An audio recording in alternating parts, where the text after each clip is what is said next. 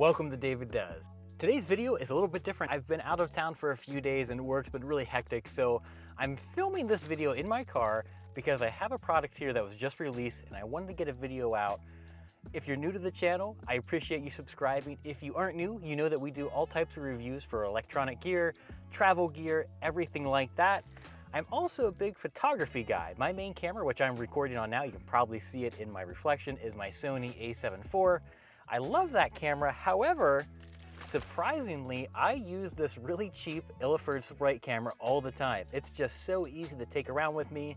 It is a film camera, so 35mm. It's very similar to the old disposable type cameras. However, it's a bit more eco-friendly as you can load up your own film.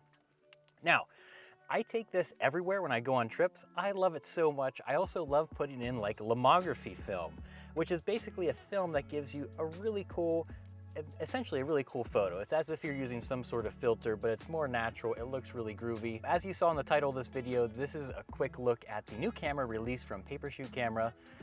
It is actually themed for the new Wes Anderson movie, Asteroid City. It is essentially that Illiford Sprite camera, but digital. So it has all the same qualities of being a camera that you really can't see what you're doing until the final piece is done, until you actually download the footage onto your computer. I really like that. In my mind, it makes photography a little bit more special. I don't know, it's kind of like the old-fashioned way of doing it. Also, it's supposed to be super light. I always saw these advertised to me because of targeting advertising, right? And I thought, dude, that's cool, but I don't know, I just never purchased it. And then I saw the whole Wes Anderson collab. I'm like, okay, I gotta pick this up. So I stayed up till early o'clock in the morning, like literally 12 when it was released, bought it, and then the next day I realized it wasn't even sold out, so I stayed up late for nothing. But I have high hopes for this. Let's take a look at it. Like I said, this is just gonna be my first initial impressions of it. I'll probably do a comparison to something like the Illiford Sprite and maybe some of my other simple cameras that I take with me. But opening it up, let's see what we got.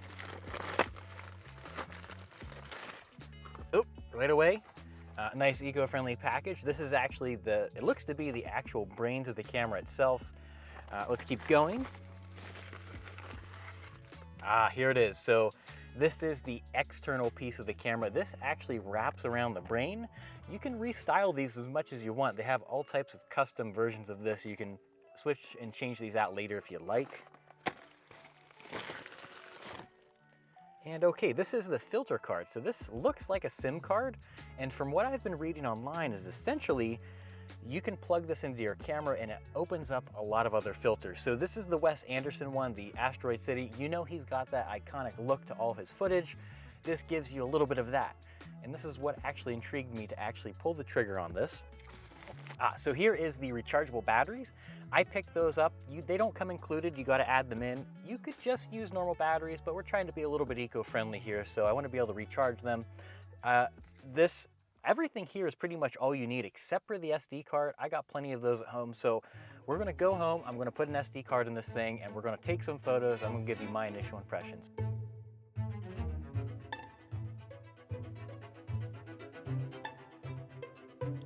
Last evening, I got the Papershoot camera all put together. It's actually really simple, just a few screws and you're off to taking photos. I really like it so far. I took it out to dinner with a few friends. I got some photos. I also took some photos around town, and as I'm out today at this nature center, I'm gonna overlay some photos as we go. This isn't gonna be a super in-depth review, like I said right off the bat. I wanna get this video out as soon as possible so you can decide whether or not this is for you. I will likely follow up with some other videos comparing it to my other cameras. Overall, I like it. The one thing you gotta be cautious about is that it has a very wide lens, and that's a good thing, right? So when you're taking selfies with your friends, you are ensured that you get all the people in the photo. But on the other hand, is if you have big hands like me and the photo button is on the front, you could very easily, get your finger in the photo, the knuckle in the photo. And I did that a few times, and that's all right. That's half the fun, right? Just be warned about that.